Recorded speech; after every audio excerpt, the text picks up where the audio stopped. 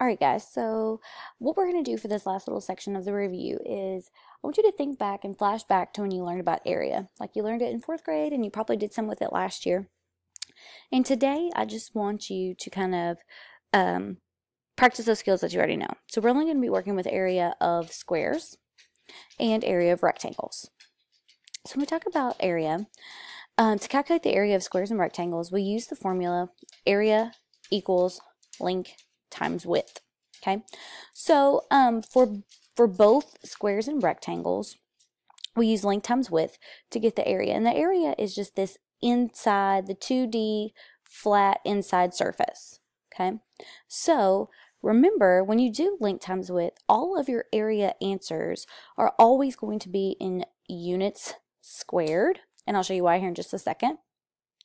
When we show our work for area problems, in 6th grade, there's a very specific way that we do it, and we always start by writing the formula first, so when people look at your work, they know exactly where you started, they can see your substitution, and then they can see your final answer. So there's a 3-step every time that we're finding area. So this is a square, and we know it's a square because all of the side lengths are exactly the same. So to show my work for this problem, the first thing I'm going to write is the formula. Area equals length times width. Now you can just use L and W because we know L is for length and W is for width. Okay. Then our next row of work, we're going to show our substitution. So I'm going to substitute in 4 inches for the length.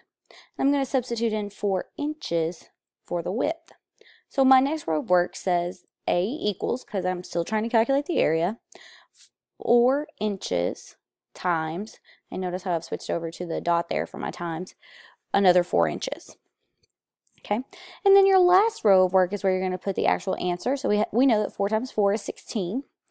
When we do inches times inches, that's where we get our inches squared. And so that's why when we're talking about area, our units are always squared.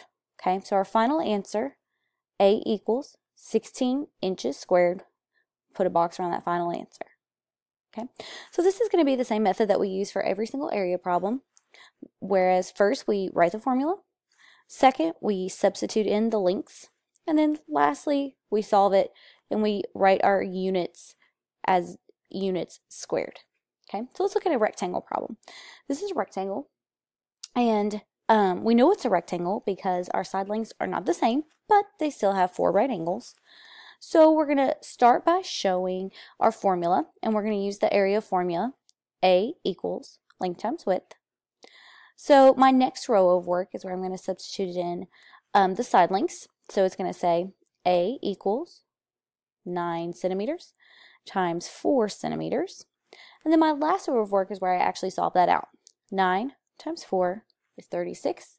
Centimeters times centimeters gives us a centimeters squared. So the area of our rectangle is 36 centimeters squared. So what you guys are going to do on the review for the last, I think it's 8 questions, you're going to do 6 just like this where you have squares and rectangles. Okay, and then the last 2 are a little bit more challenging.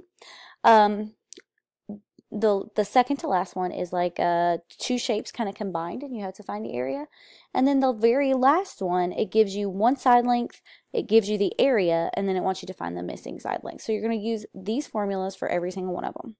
Okay.